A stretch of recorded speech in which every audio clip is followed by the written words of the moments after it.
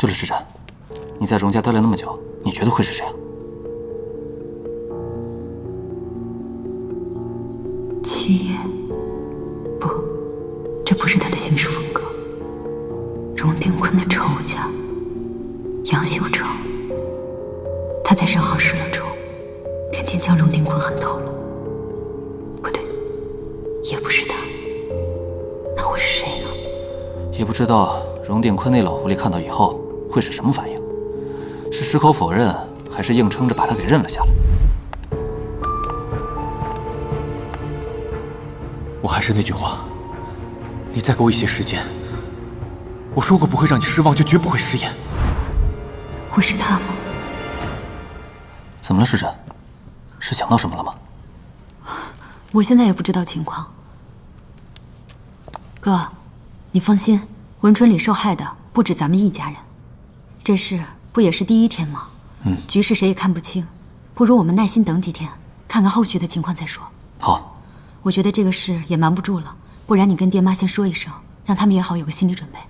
行，我知道了。哥，我有个事，先出去一趟。好，去吧。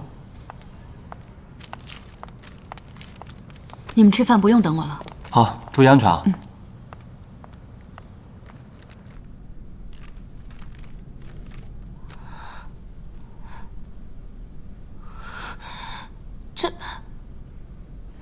姐，你说这报纸上说的是不是真的呀？我也不知道，我也问大哥了，但他什么也没跟我们说，就让我们这阵子在家待着，哪儿也别去。冯先生也是文春里的，他之前说过，他家被火烧了，他爹也受了伤。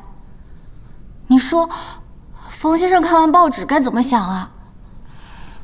我也不知道，这就算要定性，也得等法院判吧，哪能任凭这报纸上说三道四的？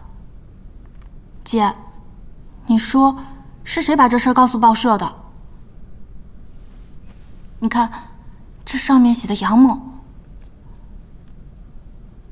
会不会是秀成哥啊？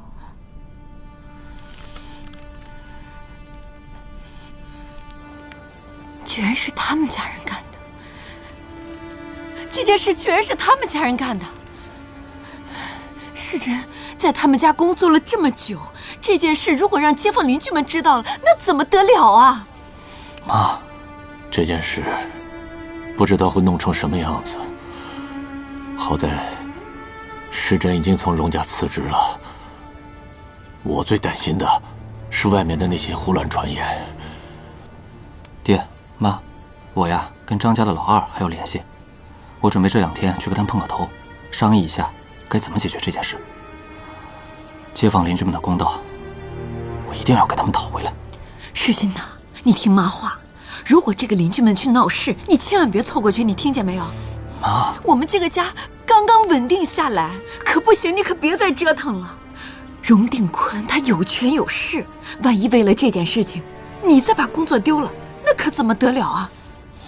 还有你妹妹，她在荣家工作了这么久，女孩子的名声是很重要的。如果这件事情牵连到她，这不是害了她吗？你妈妈说的对，现在这一切还只是传闻，没有任何真凭实据。况且荣定坤又没有承认，一切都不好说。哎，你去看看那些老街坊们是什么态度。但要荣定坤认，他怎么可能会认呢？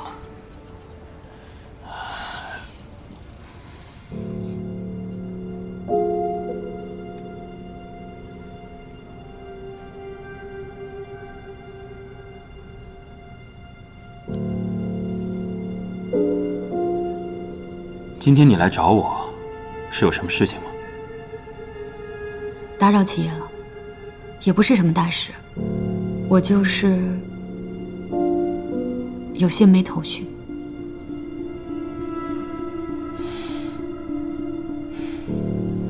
如果你要问的是这件事的话，我可以告诉你，不是我做的。果然不是七爷做的。你猜到了？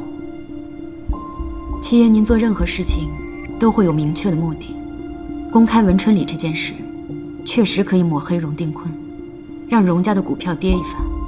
但如果是您做的话，一定会配合上其他行动一起，力求一鼓作气干掉荣定坤。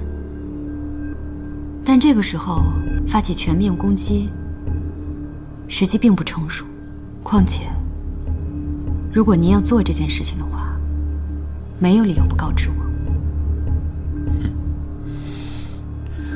思维缜密，滴水不漏，而且你越来越了解我了。且过奖了。这件事情是你家那个痴情的荣大少为了爱大义灭亲。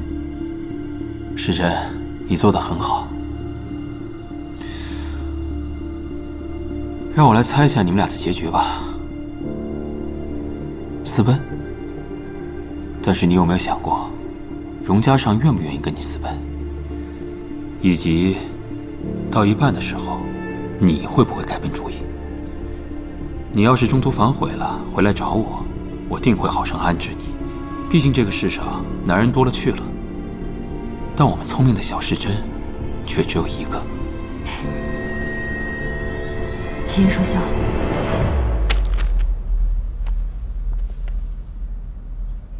表姨夫，这事不是我做的，我绝无可能背叛您。纵使我要毁掉您的清名，与我杨秀成有什么好处？现在整个上海滩的人都知道我是您的走狗，我要到处替您杀人放火。我今日还接到族里长辈的电话，那边不分青红皂白把我骂得狗血喷头，说要把我逐出族里。我的家人还在靠族里人照顾。就算我要背叛您，我不至于弃我的家人于不顾吧？我要是不好过，你会更不好过。义父，我一定会彻查此事，一定把这个人给找出来。那你说说看，这件事会是谁干的呀？我怀疑是刚刚辞职的冯先生。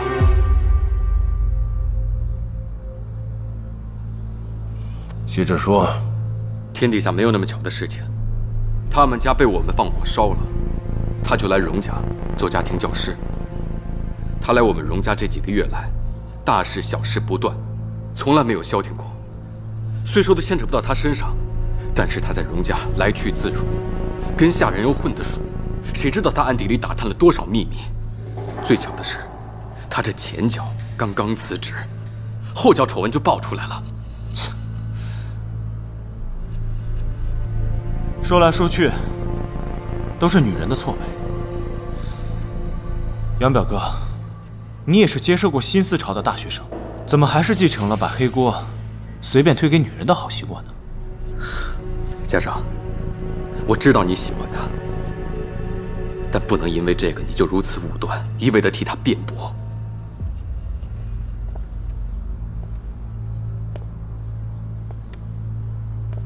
我是喜欢他，但是当初把他招进来的是你和太太，他的底细你们不是没有查清楚，那为什么还要把他招进来当家庭教师？我倒要问问你，你到底是什么用意？当初招他进来，就是因为他动机可疑，招他进来就是为了盯住他。你说的这番话，小孩子都不信。你不就是想说，我们家最近发生的事情都是冯先生背后搞鬼吗？那我倒要问问你，孙少卿逃跑，可以说是冯世珍怂恿的，没关系。但是知慧表姐，知慧表姐的事情跟他又有什么关系？无论是把他招进来之前，还是聘用了他的几个月，你我都反复调查过了，暗中也派人盯梢了，最后还用上了测谎仪，不是什么都没有发现吗？现在在报道上写的，连皮包公司的事情都清清楚楚，我就不信他一个小老师能有这么大的能耐。表哥，我相信你没有泄密，但是你不能找不到泄密的人，就随便拉一个人来顶包。好了，现在说这些都没有意义，当务之急是要看看怎么解决。现在这事闹得满城风雨，记者把荣家都围住了，荣家的人连门都出不去。不仅如此，文春里的那帮灾民还想就着此事闹事呢。一帮平头百姓还怕他们闹事吗？真是太岁头上动土，活腻歪了。表姨夫的意思是，荣家手下那么多打手，干什么吃的？你派人盯紧文春里，谁敢闹事就往死里打，打不死打成残废也成。至于那个始作俑者，你得好好查一查，修成，看看是谁跟我荣定坤作对。姨父放心，就算绝地3尺，我也要把这个人给挖出来。那帮记者如何处理？嘉上，你跟云池叔，你去跟他说一说，拿出个替罪羊来，说这事儿跟荣家没关系，好好打点一下。爹这么做的确能出一口恶气，但是儿子始终认为有些不妥。怎么不妥呀？既然这件事情背后有人怂恿，那不闹是不可能的。现在所有事情的风头都集中在我们荣家，文春里那帮人要是出了什么事情，外界肯定会联系到我们家，事情只会越闹越大，到时候我们有嘴也说不清楚。更何况现在背后的人还没查出来，我们在明，对方在暗，这件事情越拖只会闹得越大，对我们荣家越是不利。爹，我认为当务之急，我们应该以最快的速度，让荣家和这件事情撇清关系。你说的确实有道理，那你说说看，该怎么解决呀？爹，您若是放心的话，这件事情交给我来办，我保证在3天之内把这件事情平息下去。只不过需要花点钱罢了。钱不是问题。好，这件事情就交给你去处理。你们去吧，我累了。是。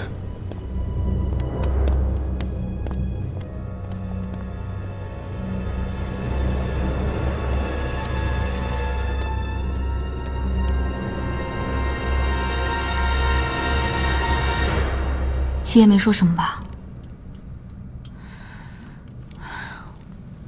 报纸我都看了，我还挺担心你的。我没事。那你知道这事是谁做的吗？是荣家少。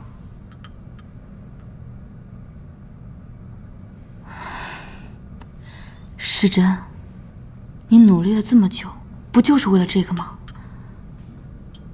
那你觉得他会为了你逼他爹认罪吗？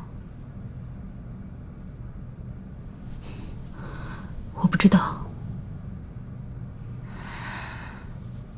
世珍，你对他终究还是有期待的。宝莉，我最近越来越分不清楚，我对他到底是真还是假。我看，你可能是真的爱上他了。荣家尚是一个热爱蓝天、憧憬飞翔的人。如果我真的爱上他了，我就眼睁睁地看着他一步步走向深渊，不但不去制止，甚至我还……哎呀，好了好了，不想了不想了。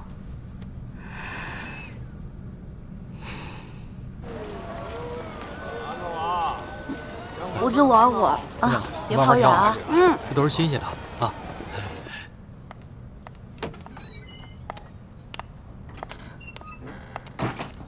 哥，今天没上班啊？啊，我今天轮休。对了，世珍，一会儿啊，你跟我去个集会。什么集会？还没来干啥呀？记住了吗？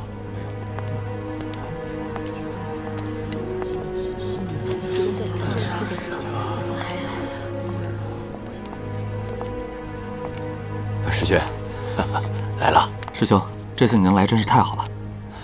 介绍一下，这是佳妹世珍。世珍，这是《先民周报》的张主编，也是我大学时候的师兄。你好。你好。哦，两位快请坐吧。好，坐。来，我们大家开会啊！来，开会。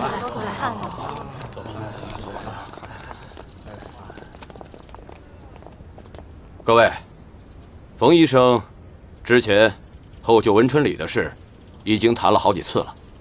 虽然不知道是荣定坤的哪个仇家，但是也算是帮了我们一个大忙。只是事情进展到这一步，想要再进一步，就难了。是啊，终究是证据不充足，而荣定坤的势力实在是太强大了。政府现在忙着打仗，法纪败坏，谁又有功夫来主持这个公道呢？那你今天叫我们来这儿做什么？告又告不了他，只能在报纸上骂他几句。他荣定坤还怕被骂吗？对不对？是啊。到最后他继续做他的大老板，赚他的黑心钱，咱们不还是拖个残腿回去喝西北风吗？大家说是不是？就是啊。我们怎么办呢？而且惹怒了荣定坤，怕会引来更大的祸害呀。这告密的不是我们，荣家要是怀疑我们，反过来报复我们怎么办？那我们这不是以卵击石吗？这咱可得罪不起。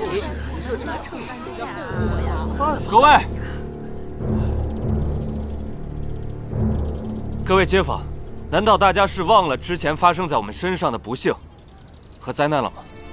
那能忘啊？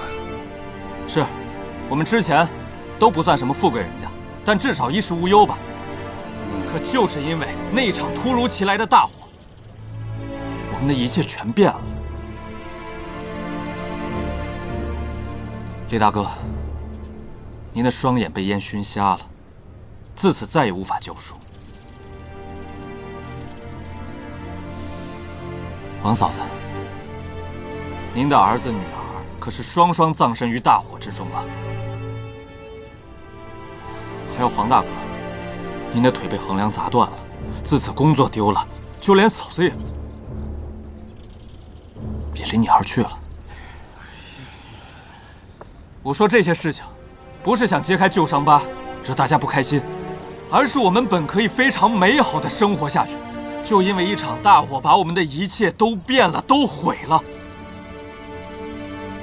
各位难道不气愤吗？不怨恨吗？还是说，我们就选择遗忘，得过且过，继续我们新的生活了？当然不能就这么放过他。我孤家寡人一个，就算拼了这条命，去找荣定坤报仇，也就死我一个人。可在场的街坊邻居，你们都上有老，下有小。冯兄弟，你有高堂，还有妹妹，我想你也不敢跟荣定坤硬拼吧？大家说是不是？是啊，都相互理解吧。是啊，不是不恨，可总得有个法子啊。这大家老的老，残的残，要真是光棍啊，舍得一身剐，敢把皇帝拉下马，跟那荣定坤拼了。是。可是现在拼了，偏偏大伙家里有老有小，所以啊，冯医生才叫我过来。既然我们通过法律手段没有办法实现正义，那么我们就借用舆论之手，让荣定坤屈服。舆论管用吗？就是管用吗？哎呀，没用。法律都没用了。大家听我说啊，如今趁着舆论的热度，再加上我们手上现有的证据，我们足够可以和荣家谈判了，对不对啊？对不对？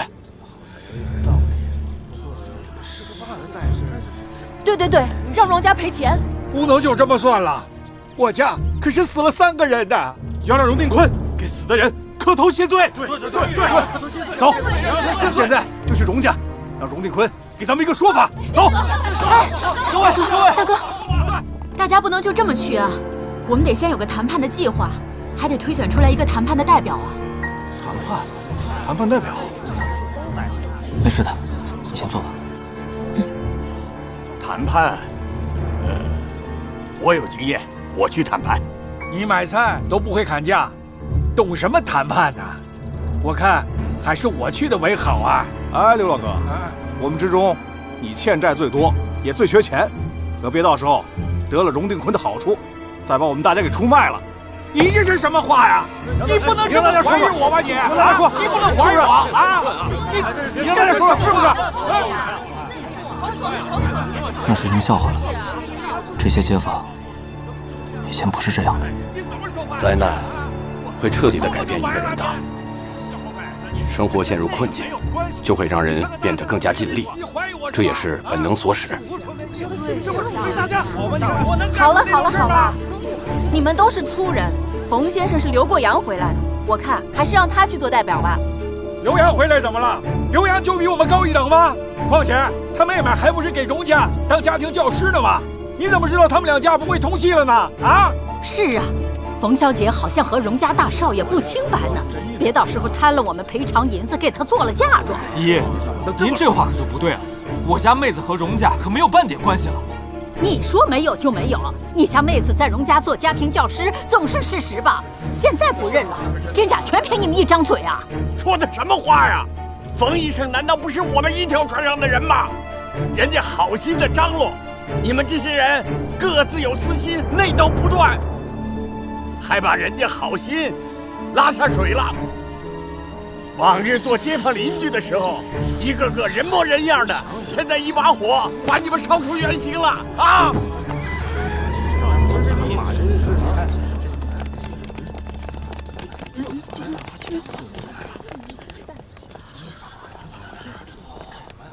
大叔说的对，同仇敌忾乃是成事基础，可不能还没出门就自乱阵脚。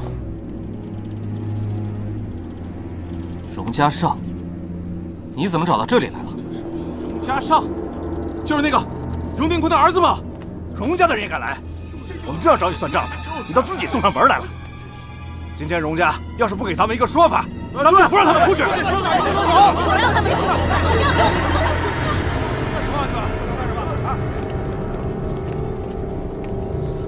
我们是来商谈的，别吓到他。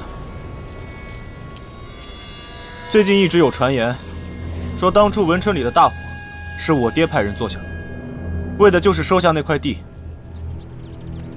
关于这件事情呢，我今天过来和大家解释一下。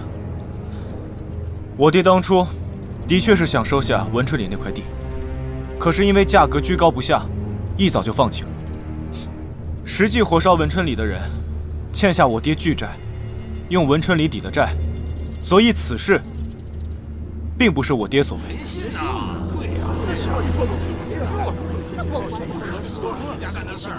当然了，家父经商多年，若是说没有怀疑过这块地，那也是骗人的。是家父贪利，没有深究，便收下了文春里，所以才吃下了这个口舌官司。我想，他从中也得到了教训。我今日听闻，诸位街坊在此聚会，荣某不请自来，便是想把此事解释清楚。另外，也和大家谈谈赔偿事宜。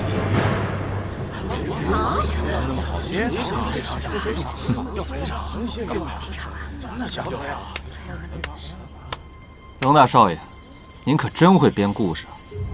您这样不去写小说，实在可惜了。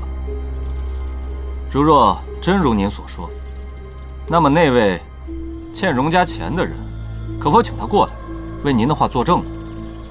是啊，请过来嘛。很抱歉，那个人后来又欠了青帮的债，在半年前已经被打死了。相关的文件、资料、罪证，我都已经提交了警察局。诸位街坊若是不信，可以亲自去警察局里查问。那你的意思就是死无对证？若真要这么说，也的确如此。那我们要怎么相信你们家是无辜的？可是你们也没有证据能证明此事就是家父所为。如果不是你们家做的，那你今天来这儿做什么？就是啊，跟他家没关系，他来干嘛呀？要不然你没事来干什么呀？啊，不是他做，他来干什么？诸位，此事确实不是家父所为，但是也因为家父当初逼债，让对方铤而走险，从而酿下了大祸。荣家素来宽厚，我同家父商议后决定，我们也会承担责任。真是虚伪！杀人放火的是你们，现在行善积德装好人的又是你们。荣家尚，你跟你爹还真是如出一辙呀。先生，站住！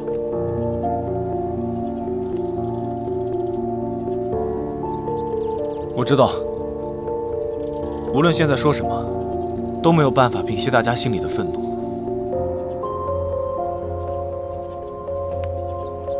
抬上来。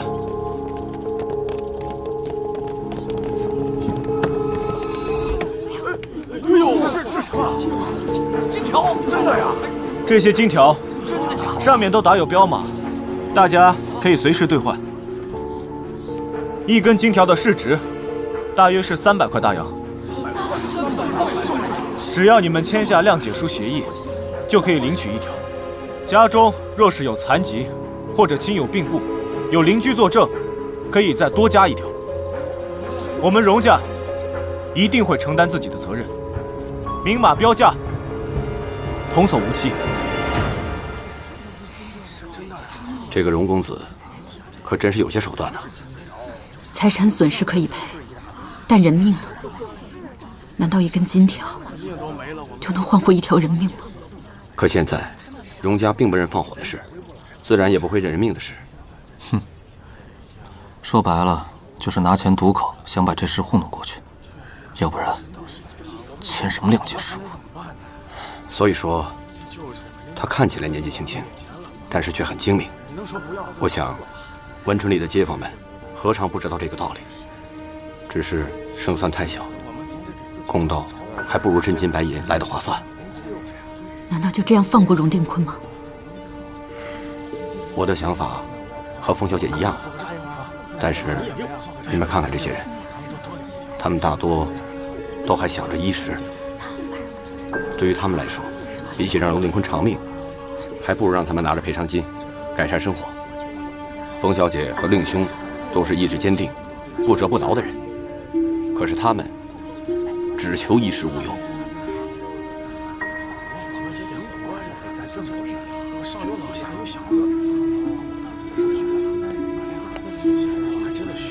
我签。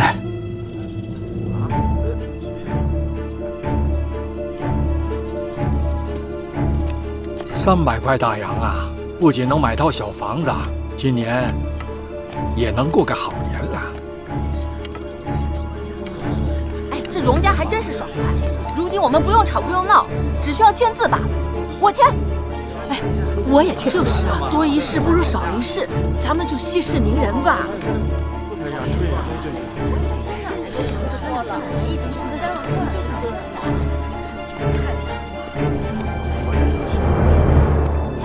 来，一会儿就轮到你们了，一个一个来。真点啊！真点，签，你看。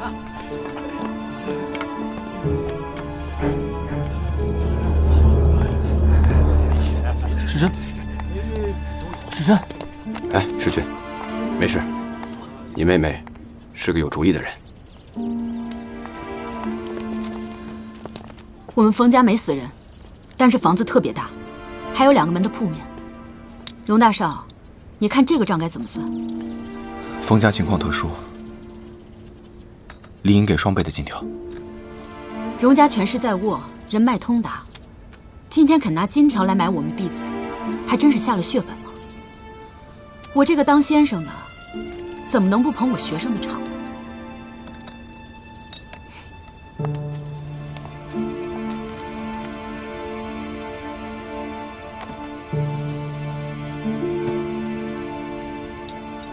哥，收着。世珍，你疯了！先生，世珍，先生，先生，怎么，荣大少爷这是反悔了吗？先生，我已经在尽全力补救了，我也想做到尽善尽美，但是我真的已经……如果你是毫不知情，我相信你是在尽力补救，但你明明什么都知道。荣家少，你太让我失望了。我知道你心里怨我，但是这是我能想到最好的办法了。如果你现在被仇人用钱打了脸，你还会对他笑脸相迎吗？先生，温春里放火的那几个人，我都会处理掉。发号施令的人动不了，只能去处这几个狗腿子。荣家少，如果我们2个人现在互换一下位置，你就知道我现在的心里是什么感受了。如果是我爹烧了你们家，我现在把钱甩在你脸上，还让你别抱怨，最好还能和我谈情说爱，你扪心自问，你能做到吗？时珍，难道只有我不做荣家人，我们才有一丝机会吗？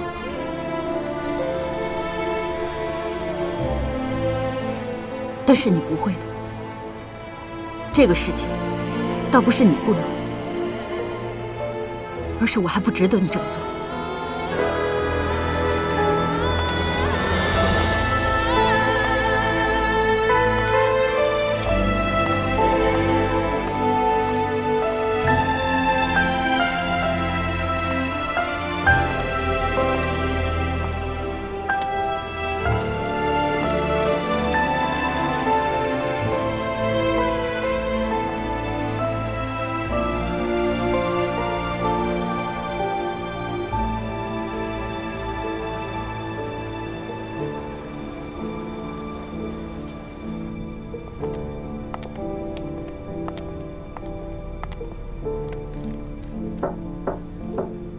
进来。荣老板，有一位桥本小姐来访。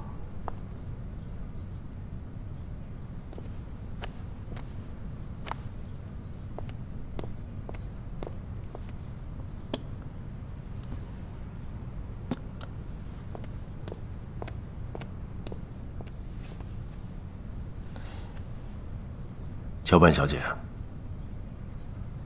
我有什么可以帮你的？荣伯伯客气了，这本应该是荣家的家事，我这个外人不应该掺和。但也因为我对家上，我不想家上再继续被蒙蔽了，不想到时候他伤了心，您伤了财。你和家上是朋友，在我眼中你就像是亲侄女一般，所以有什么话大可直说。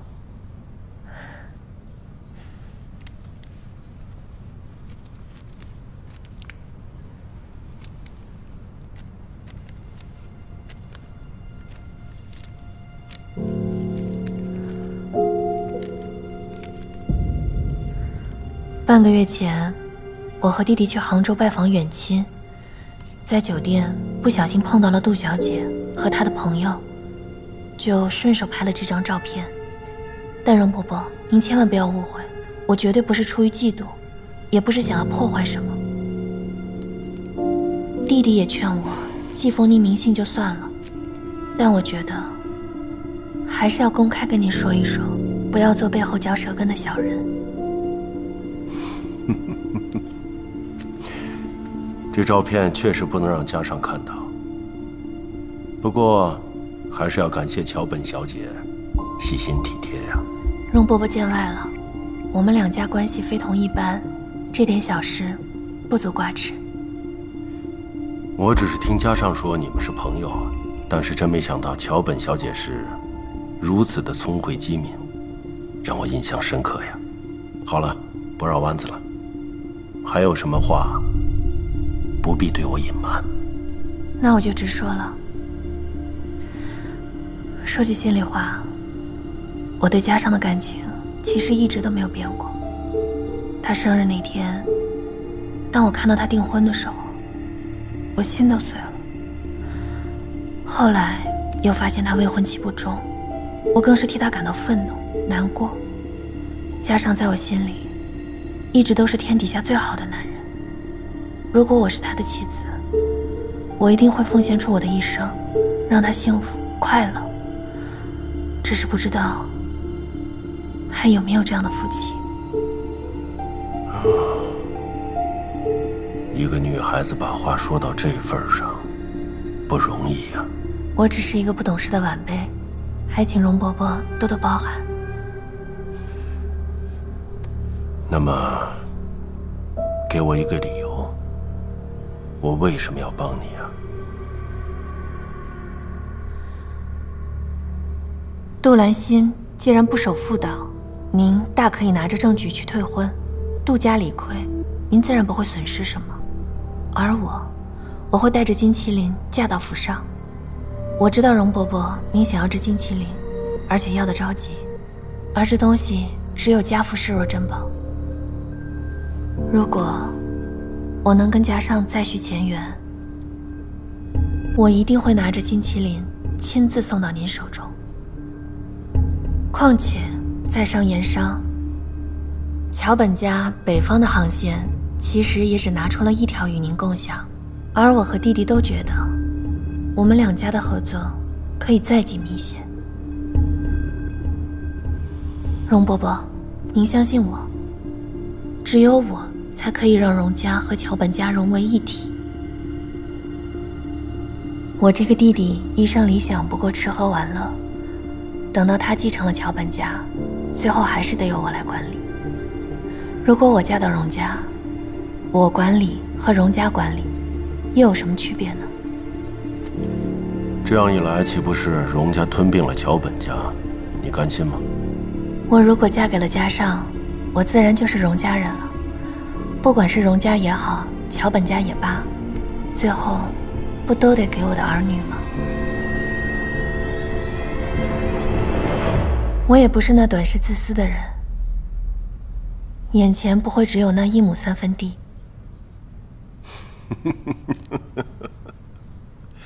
好，桥本小姐真是给了我一个意外的惊喜啊！我是真没想到家上会认识你这样的女孩子。不过，你就那么有信心，你弟弟可以取代你哥吗？我可是听说你大哥好点了。不过是回光返照罢了。容伯伯应该知道，我大哥重病在身，须得少出门，少活动，更要少受刺激。若是稍有不注意，在外发病，就很难抢救回来了。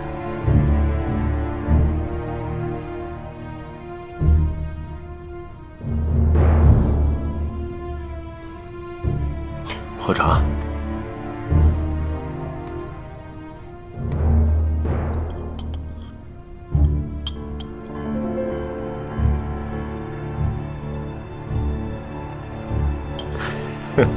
桥本小姐，时候不早了，我派人送你。那晚辈就先告辞了，在家静候伯父佳音。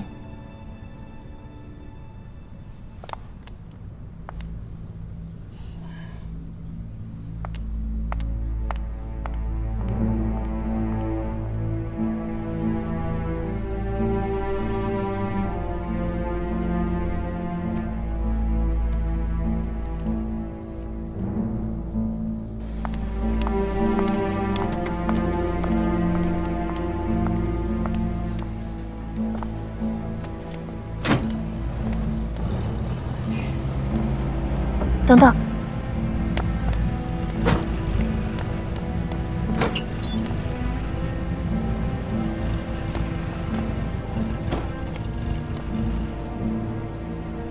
我会得到他的。开车。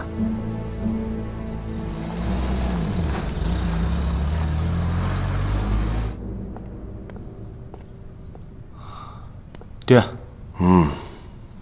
都办好了。是啊。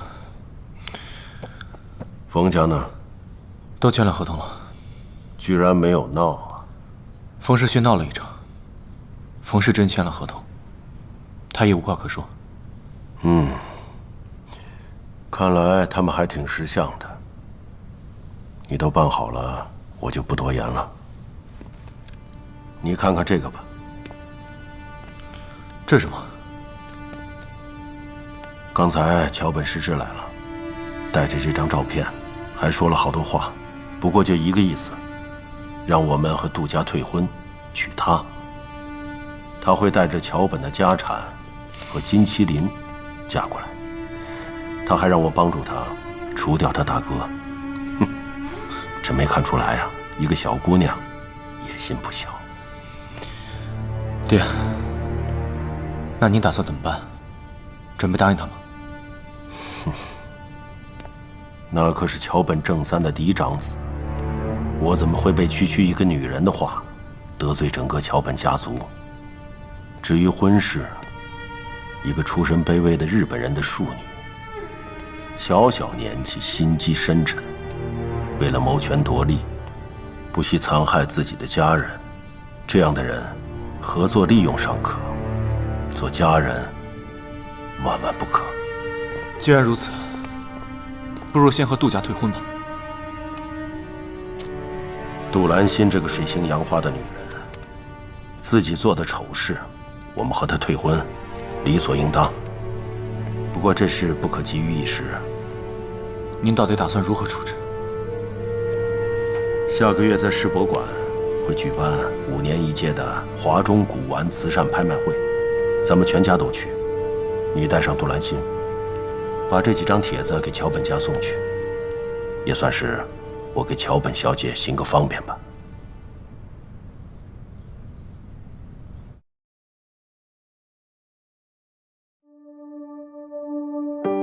尝一丝爱的余味，恨却刺痛了蔷薇，细雨伪装的眼泪很美，没钥匙打不开心扉。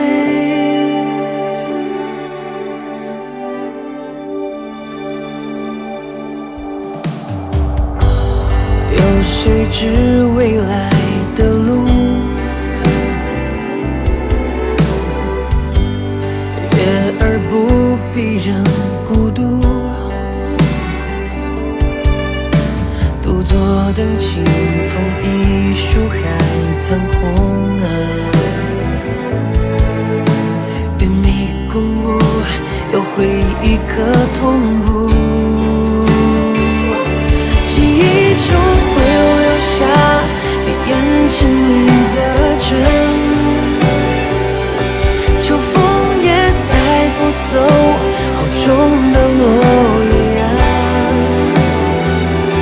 流光的岁月中，任心是小小的城，我们如果可以选择此生，记忆中会留下你笑容里的真，秋风也带不走无辜的落叶啊，流光的岁月中，任心是小小的城，我们如果可以选择此生，彼此毫无疑问，时光留下逃出我们，就是注定相爱的人，珍惜的人。